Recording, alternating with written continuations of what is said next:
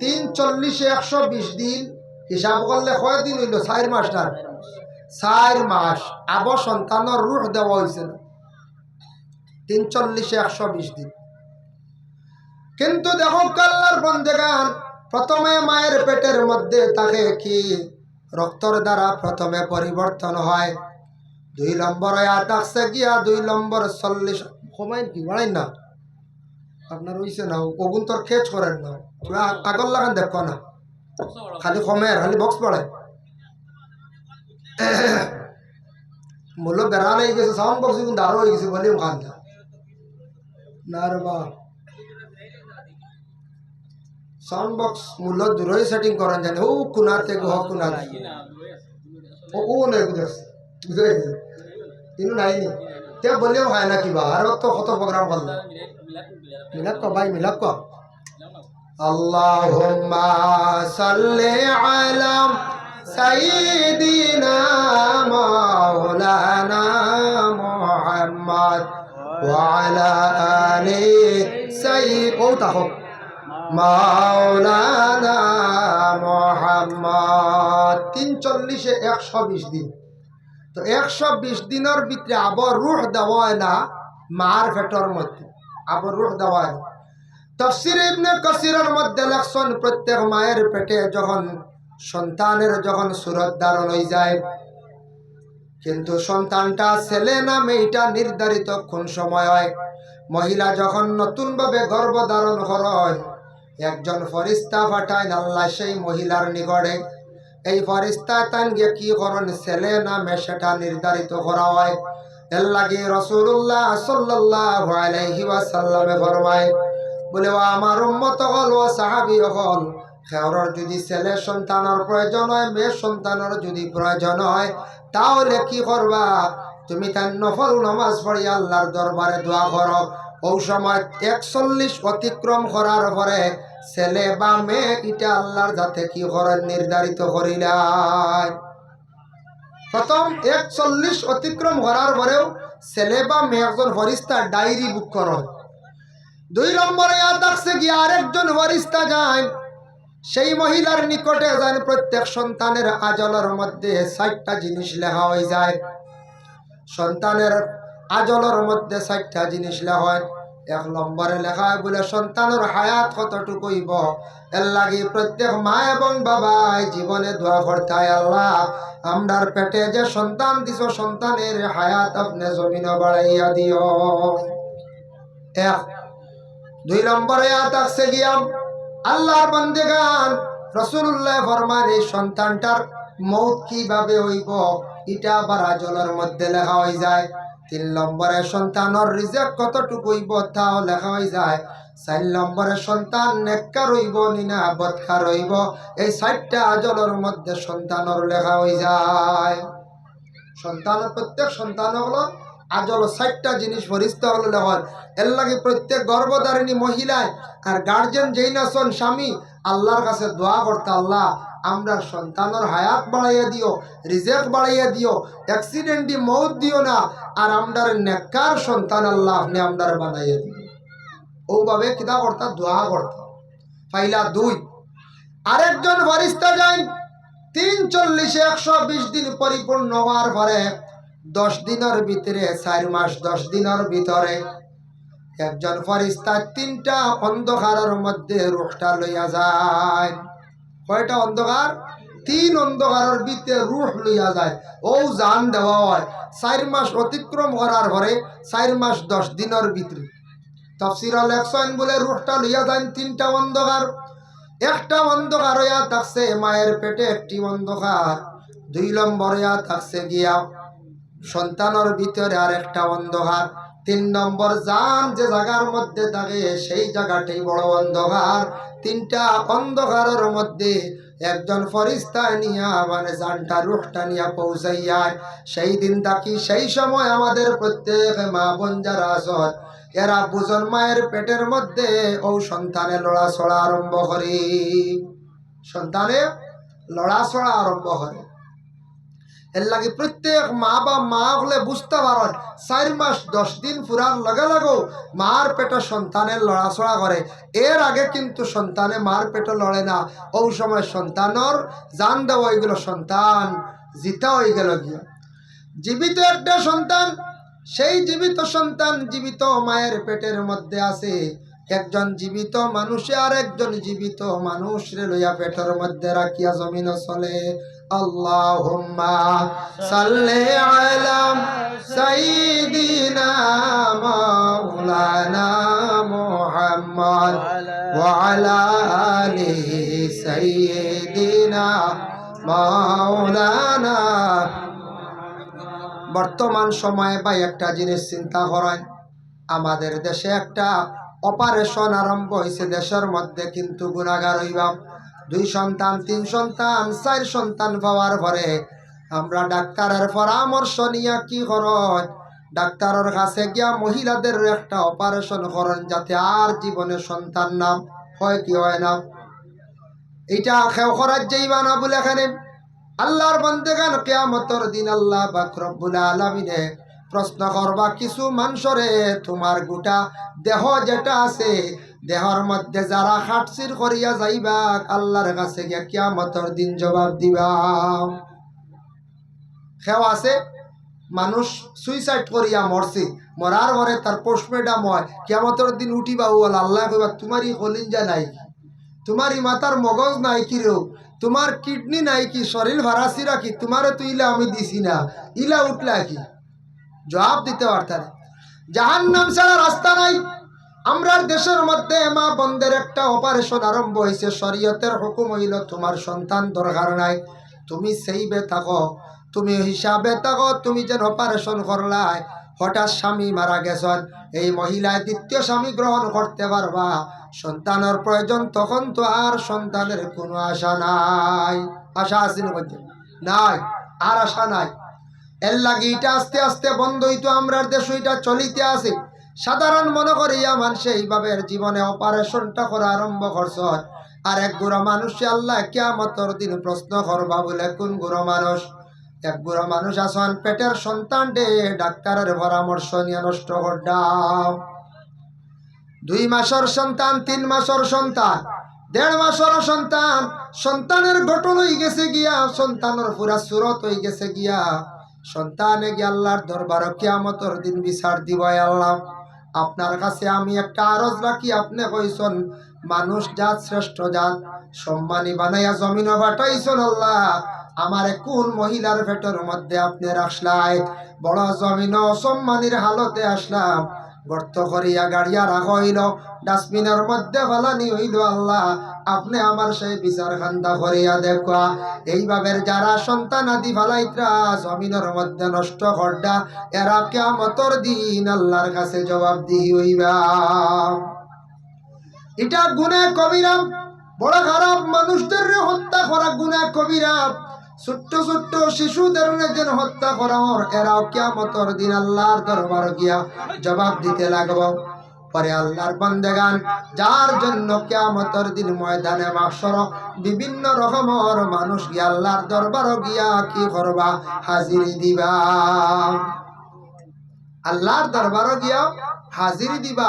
এর লাগি দয়া করিয়া খাস করিয়া এই ধরনের বুড়া জিনিসটাকে আমরা কিতা করতাম? বাসিতা।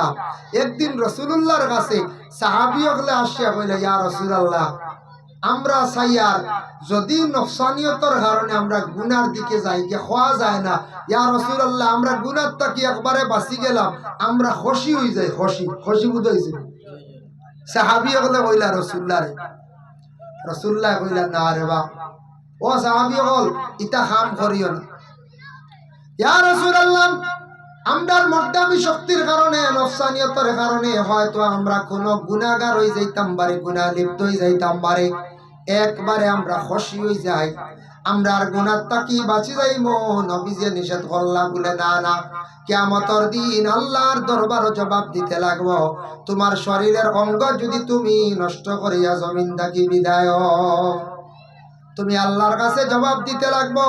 আমরার দেশের মধ্যে দেখছেন নানি ছাগল রে কোনো সময় খসি দেন না, খসি দেন। তবে এগুলো ব্যবসা বানাইবা না, কোনো ছাগল দেখবা অধিক বেমার, কিবা তো আপনি মান্নত করছেন কোনো ক্ষেত্রে বলে খসির গুস্ত খাইতে আইলা আছে, কিবা তো ছাগলটা বেমার হবের নাম, খসি দিলাইলে রোগ মুক্ত হয়ে যায়, তাহলে খসি দিন।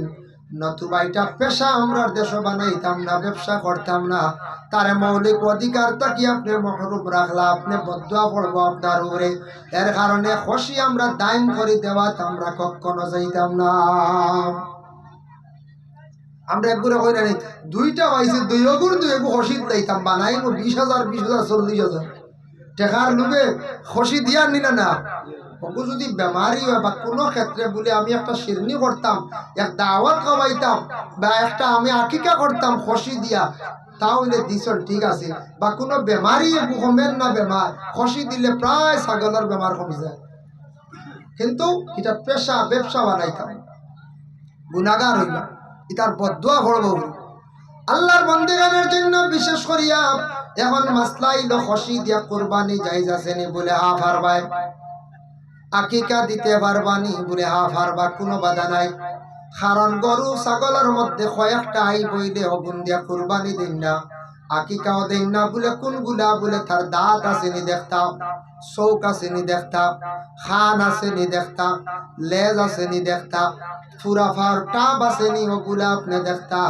আল্লাহর বন্দেগান এগুলা বিশেষ করিয়া খেয়াল রাখতা। লেজ তার ফুরাফুরি আসেনি দেখতা, শরীরের ফুরা চামড়া তার শরীরের মধ্যে আসেনি, চামড়াও ফুরাফুরি আসেনি, ওগুলা দেখিয়া আপনি কি করতা, কুরবানি দিতে পারবা। এই যে খসি দিলাইলে ই আই বইলে ই আইবে, কিন্তু আমরা কুরবানি হাকিকাত বাধা হয় না, এটা ফারবা যাইজ আছে। কিন্তু খসি আমরা দেশ একগুলো দিন পেশা বানাইলেন, পেশা বানানি চাইবা না, আপনার বদুয়া পড়ব। আল্লাহর বান্দেগানের জন্য বিশেষ করিয়া দেখেন, প্রত্যেক মহিলা গর্ভধারণ করছেন, করার পরে কতদিন পর্যন্ত মহিলার পেটে সন্তান ধারণ করিয়া থাকেন? এক তো হইল গিয়া 9 মাস 10 দিন, কিংবা তো 10 মাস 10 দিন, অতটুক পর্যন্ত মহিলাদের হয়। অতদিন পর্যন্ত মায়ের পেটের মধ্যে আল্লাহ আপনারে কিভাবে রাখছেন, আমারে রাখছেন আল্লাহ জানেন। বন্দারে, মায়ের পেটে থাকা অবস্থায় আমি তোমারে কতটুকু ইহসান করলাম, তোমারে আমি সুজা হিসাবে রাখছি না, সজিদার আকারে রাখলাম। জমিনে আসার পরে বন্দারে তুমি আমার শ্রদ্ধা করতাই, মার পেটো সজিদার আকারে রাখছন, তুমি জমিনও আসার পরে সজিদা করতা। আল্লাহ আপনার আমার মার পেটো গুল করিয়া দেখছুন না, নিয়তাস কেন উঠি কিলা থাকি, আমরা বেহামুখা থাকি নাই, আমরা ওলা আসা ওভাবে প্রত্যেক মার পেটের মধ্যে আল্লাহ কথা সজিদার আকারে রাখছি। কোন দেশের মানুষ ফা উপর দিকে মাথা নিচ দিকে বলে মায়ের পেটের মধ্যে যে দেশ, সেই দেশের মধ্যে সন্তানের মাথা নিচ দিকে থাকে, থাকে না। পরে আল্লাহর বান্দেগান এর জন্য বিশেষ করিয়া মার পেটের মধ্যে আল্লাহ জানায়, তোমারে আমি রাখলাম, কত হেফাজতে রাখলাম, খাওয়ার ব্যবস্থা আমি আল্লাহ করিয়া দিলাম।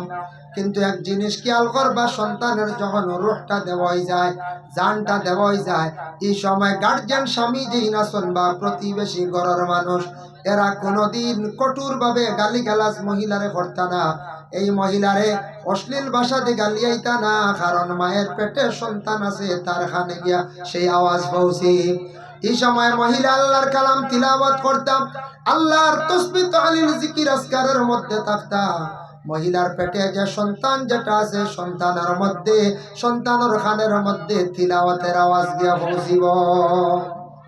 তার কারণে আমরা মার পেটের মধ্যে আসলাম বহুদিন, কিন্তু মা কত কষ্ট করছেন না। 9 মাস 10 দিন কিংবা তো 10 মাস 10 দিন পর্যন্ত প্রত্যেক মা জননী জীবনে কতটুকু কষ্ট করলা। আল্লাহর রাসূল ফরমায়, এই যে দিনগুলা কষ্ট করলা প্রত্যেক মায়ে, মা জননী জানিয়া রাখা, নফল রোজা রাখলে যতটুকু সওয়াব পাইতে আসলা, অতদিন মহিলার পেটে সন্তান দেখার কারণে সেই মহিলারে আল্লাহর যাতে অতদিন নফল রোজার সওয়াব আল্লাহ আমল নামায় দান করবা। সুবহানাল্লাহ। এখন বিশেষ করিয়া মহিলা পেটে সন্তান নিয়ে মারা গেলাম, এই মহিলারে আল্লাহ সমানে শহীদি দরজা দান করন। কোন মহিলা সন্তান ভূমিষ্ঠ হওয়ার পরে যদি মহিলা মারা যায়, তাহলে শহীদি দরজা আল্লাহ দান করেন। এখন দেখো, হঠাৎ মহিলা মারা গেছেন, পেটে সন্তান জীবিত আসেনি বলে না, মার অক্সিজেনের অভাবে সন্তান পেটের মধ্যে মারা যায়, তবে কিছু সময় সন্তান মায়ের পেটে জীবিত থাকে। ইমাম আবু হানিফা রাহমাতুল্লাহি তাআলা আলাইহির কওল হইল গিয়া, তুমি তান পরীক্ষা করিলাইও মহিলা যেই সময় মারা গেছেন লগে লগে একটা সুতি কাপড় ভিজাইয়া ওটা সিপিয়া মহিলার পেটের মধ্যে রাখিও। যদি দেখো কাপড়টা কিছু গরমর ভাব শুকাইবার ভাব, জানিয়া রাখিও মায়ের পেটে সন্তান জীবিত আছে। তুমি তার প্রয়োজনে পেট খাটিয়া অপারেশন করিয়া সন্তানকে বাঁচাইবার চেষ্টা করো। অতটুক পর্যন্ত আমাদের ইসলামের হুকুম। মায়ের পেটের সন্তান তুমি তার পেট খাটিয়াও বাঁচাও। কিন্তু আমাদের দেশে জঘন্যতম কাজ চলতে আছে। কোন জায়গা ছেলে মেয়ের সঙ্গে অবৈধ কাজ করছি, যার ফলে মহিলা গর্ভধারিণী। এখন মহিলা মুখ দেখাইতে পারে না, সমাজের মধ্যে শর্মিন্দা। ডাক্তারের পরামর্শ নিয়া পেটের সন্তানটি যেন নষ্ট করডা হসপিটালে গিয়া, কোন স্বামী আবার স্ত্রীর পেটের সন্তান নষ্ট করডা, উভয় মিলিয়া এরা কিন্তু কিয়ামতের দিন আল্লাহর দরবারে জবাবদিহি হইবা। আল্লাহর বান্দাগান, প্রত্যেক সন্তান জন্মগ্রহণ করার লগে লগে শয়তানে কুসা মারে। দলিল কিতাবুলে মিশকাত শরীফের হাদিস, وقال النبي صلى الله عليه وسلم ما من بني آدم مولود إلا يمسه الشيطان حين يولد فيستحل صارخا من مس الشيطان غير مريم وابنها। আল্লাহর রাসূল ফরমান, প্রত্যেক আদমের ঘরে সন্তান জন্মগ্রহণ করার লগে লগে সন্তান শয়তানে সইয়া তাকে একমাত্র মায়ে দোয়া খসলা, মার দোয়ার বরকতে। কিন্তু শয়তানে দুইজন ডে সইতে পারছে না। গায়রা মারিয়ামা ওয়া ইবনিহা, মরিয়ম আর মরিয়মর ছেলে ঈসা রুহুল্লাহ হে দোয়া খসলাম। ইমরানের বিবি হান্না বিনতে ফাকুজে দোয়া করছেন, যার জন্য মায়ের দোয়া বেশিরভাগ কবুল হইয়া থাকে। আল্লাহর রাসূল সাল্লাল্লাহু আলাইহি ওয়াসাল্লামে ফরমায়, একদিন আমার কাছে একজন ব্যক্তি সাহাবী আসিয়া হয়, ইয়া রাসূলুল্লাহ, আমি খেদমত মায়ের করতাম না বাবার করতাম? আল্লাহর রাসূলে ফরমান, মায়ের। ইয়া রাসূলুল্লাহ, খার বলে মায়ের। ইয়া রাসূলুল্লাহ, খার বলে মায়ের। ইয়া রাসূলুল্লাহ, খার বলে বাবার। ইয়া রাসূলুল্লাহ, তিনবার কইলা মায়ের কথা, বাবার কথা কইলা মাত্র একবার, কারণ কি? রাসূলুল্লাহ ফরমান, মায়ের গুণ হলো তিনটা আর বাবার গুণ হইল কি একটা। মায়ের জীবনে সন্তানের জন্য খুব বেশি কষ্ট করছেন, এর লাগি মায়ের পেটের মধ্যে সন্তানটা নিয়া 10 মাস 10 দিন রইলা, তারপরে কুলের মধ্যে নিয়া দুগ্ধপান করাইলা, সন্তানকে বেশি আদর যত্ন মায়ের জীবনে করছেন। এর লাগি মায়ের গুণ আল্লাহ বেশিরভাগ দান করছেন। সুবহানাল্লাহ।